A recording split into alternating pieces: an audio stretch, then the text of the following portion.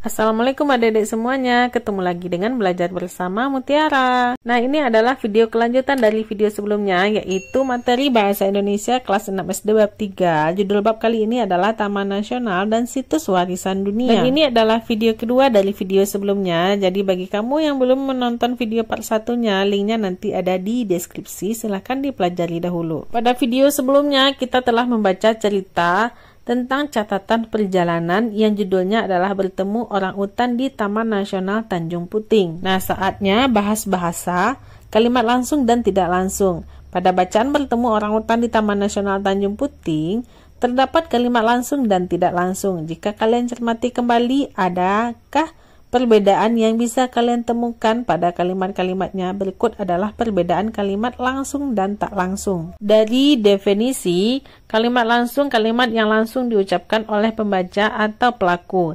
Sedangkan kalimat tidak langsung definisi kalimat yang tidak langsung diucapkan oleh pembicara atau pelaku. Ciri-ciri pada kalimat langsung menggunakan tanda petik 2.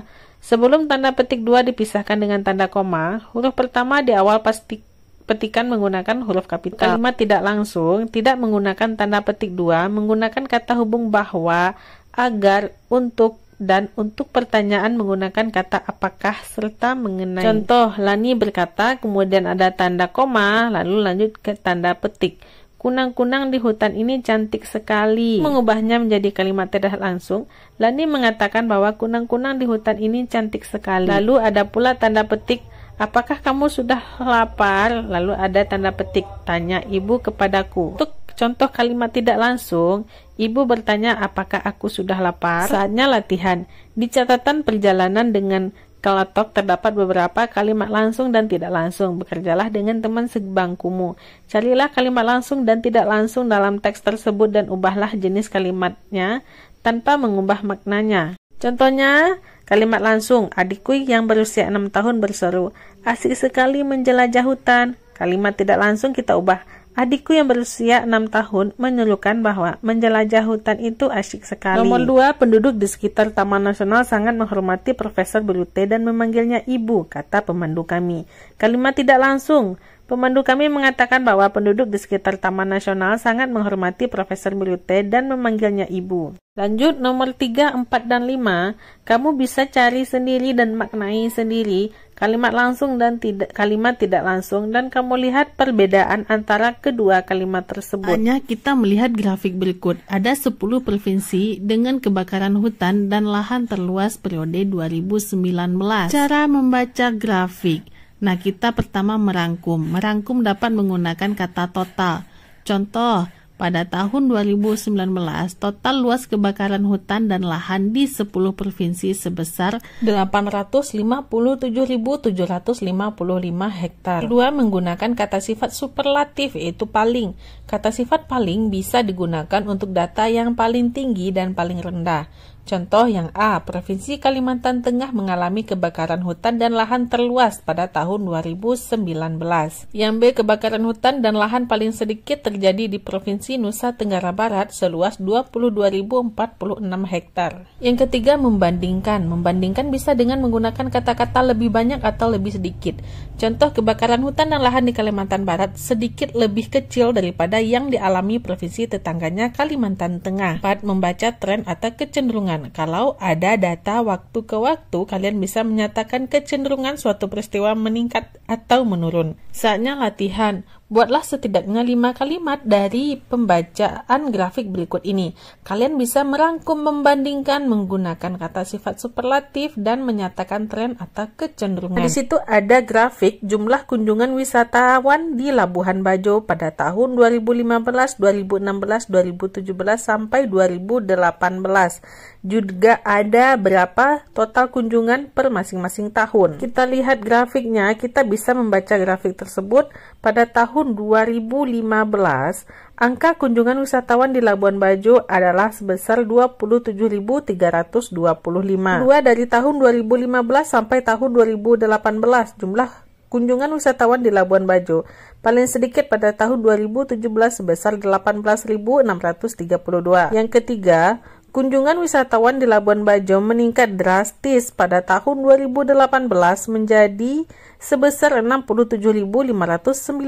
Keempat, rata-rata kunjungan wisatawan di Labuan Bajo dalam 4 tahun terakhir adalah 35.000 orang. Yang terakhir itu bisa antara tahun 2015 dan 2016, tidak ada perbedaan besar terhadap angka kunjungan wisatawan di Labuan Bajo. Nah, jika ada informasi lain yang bisa kamu temukan pada grafik ini, boleh kamu tambahkan jika perlu. Dengan menuliskan kalimat tentang data pada grafik, kalian berlatih memahami dan menafsirkan data yang tersaji pada grafik. Kreativitas memberi nama anak-anak orangutan.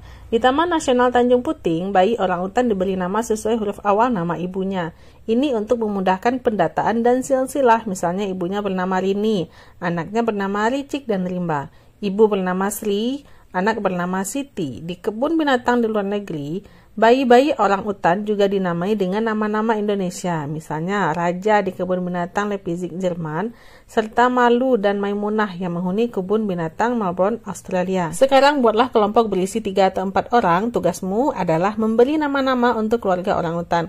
Gambarlah pohon keluarga satu ibu dengan 3 bayi atau anak orangutan. Beri nama dengan huruf awal yang sama. Setelah selesai, presentasikan hasil kreativitas kelompokmu di depan kelas. Jelaskan alasanmu memilih nama anak-anak tersebut. Perhatikan contoh di bawah ini. Nah, contoh nama ibunya adalah Rini, nama anaknya ada Ricak dan Rimba, itu sesuai dengan 2 suku kata nama ibu. Contoh nama yang akan kita pilih contohnya adalah Rosi.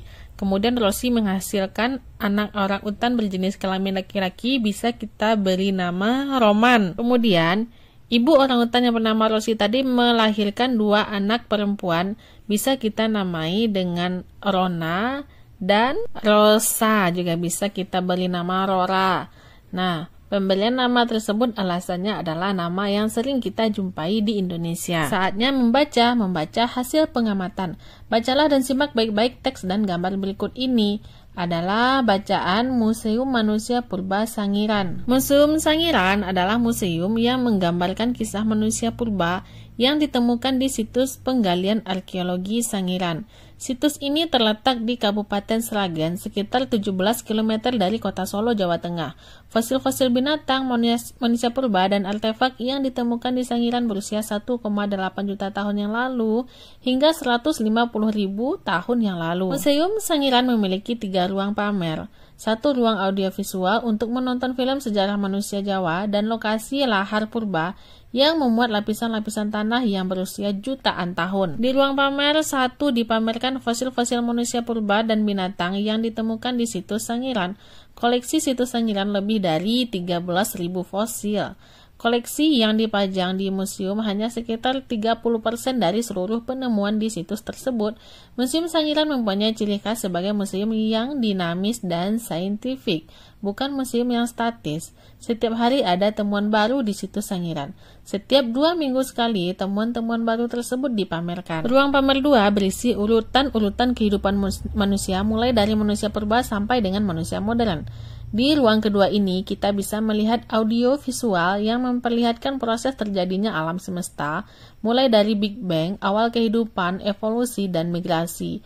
Penelitian manusia purba di Indonesia yang dipelopori oleh Eugene Debus pada tahun 1891 dan dilanjutkan oleh Van Coynswall yang melakukan penelitian pada akhir tahun 1930-an. Di ruang ini juga terdapat diorama situs penggalian untuk menunjukkan cara kerja para ilmuwan mencari fosil dan artefak. Ruang pamer ketiga berisi patung replika kehidupan manusia zaman Homo erectus pada masa kejayaannya. Dalam diorama yang megah, manusia purba digambarkan hidup bersama dengan berbagai hewan purba, baik hewan darat maupun hewan laut, seperti gajah purba, buaya, kerbau, ikan, dan kepiting. Dengan bantuan komputer, para ilmuwan bisa merekonstruksi wajah dan figur manusia purba berdasarkan temuan fosil dan artefak. Situs Sangiran dianggap sangat penting untuk memahami evolusi manusia. Oleh karena itu, UNESCO menetapkan Sangiran sebagai situs warisan dunia pada tahun 1996. Sampai sekarang, situs Sangiran merupakan tempat penelitian arkeologi penting yang menjadi rujukan para ilmuwan di seluruh dunia. Museum Sangiran didirikan untuk menjembatani para ilmuwan menceritakan kehidupan manusia pada masa lalu dari temuan-temuan mereka. Jawablah pertanyaan-pertanyaan berikut ini untuk membantu kalian menulis laporan hasil pengamatan. Pertama, ada berapa ruang pamer di Museum Sangiran? Apa yang membedakannya? Jelaskan dengan kata-kata kalian sendiri. Di Museum Sangiran ada 3 ruang pamer. Ruang pamer pertama berisi koleksi fosil manusia purba dan binatang dari situs Sangiran. Ruang pamer kedua menampilkan perkembangan kehidupan manusia sejak manusia purba hingga manusia modern yang dilengkapi dengan diorama situs penggalian. Selain perkembangan kehidupan manusia, ruang pamer kedua juga menampilkan proses terbentuknya alam semesta secara audiovisual. Lanjut ke ruang pamer ketiga, terdiri dari diorama kehidupan manusia purba dan lingkungannya. Nomor 2, salah satu ciri khas Museum Sangiran adalah museum yang dinamis. Apa maksudnya? Museum yang dinamis berarti museum ini tidak statis karena selalu ada temuan yang dipamerkan. Nomor 3, kalau kalian menjadi kepala atau direktur sebuah museum, apa saja yang akan kalian lakukan agar museum kalian menarik bagi pengunjung? Jawaban ini beragam antara kamu dengan temanmu. Contoh, kalau saya menjadi kepala museum, saya akan selalu berusaha memperhatikan kebersihan lingkungan museum, terutama perawatan koleksi museum di ruang pamer. Saya juga akan membuat berbagai pertunjukan. Informasi melalui berbagai media penting untuk menarik pengunjung. Kosakata baru yang akan kamu cari pada kamus itu ada purbakala, manusia purba, evolusi, fosil, situs, replika, Homo erectus, peradaban, arkeologi, hominid, artefak, dan ruang pamer. Saatnya menulis laporan hasil pengamatan. Laporan hasil pengamatan adalah teks berisi informasi tentang sesuatu berdasarkan hasil pengamatan secara langsung. Laporan hasil pengamatan bisa ditulis dalam bentuk format isian atau paparan atau penjelasan. Hal-hal yang harus ada dalam laporan hasil pengamatan adalah tempat pengamatan, waktu pengamatan, objek yang diamati, orang yang mengamati, dan hasil pengamatan itu sendiri. Ciri-ciri laporan hasil pengamatan adalah objektif, faktual, dan sistematik. Objektif adalah laporan disusun berdasarkan objek yang diminati secara langsung. Faktual, laporan ditulis sesuai dengan fakta yang sudah terbukti kebenarannya. Sistematik, teks laporan disusun dengan urutan yang baik, misalnya diurutkan secara kronologis, urutan kejadian sesuai waktu, atau diurutkan sesuai lokasi pengamatan, misal per ruang pamer di museum. Adakah museum atau situs bersejarah di sekolahmu? Kunjungilah museum lokal atau candi di daerah kalian dan buatlah laporan hasil kunjungannya. Kalian bisa bekerjasama dalam kelompok. Ketika berkunjung, buatlah catatan-catatan pengamatan, apa saja yang penting dan menarik. Kemudian tulis hasil pengamatanmu dan dalam bentuk paparan atau penjelasan. Kalau kunjungan ke museum atau situs bersejarah tidak memungkinkan, kalian bisa mengunjunginya secara virtual. Berikut adalah daftar museum dan candi yang bisa dikunjungi secara virtual, mulai dari Museum Sangiran, Museum Nasional, Museum Maritim Indonesia, Museum Bank Indonesia, Museum Sumpah Pemuda, dan Candi Borobudur. Nah, setelah mengunjungi museum-museum tersebut baik secara langsung maupun virtual, saatnya kamu isi lembar pengamatan berikut, mulai dari objeknya, lokasinya, hari dan tanggal, lalu catatan selama pengamatan. Dengan membuat laporan hasil pengamatan, kalian bisa menulis teks eksposisi secara runtun dengan informasi yang perinci.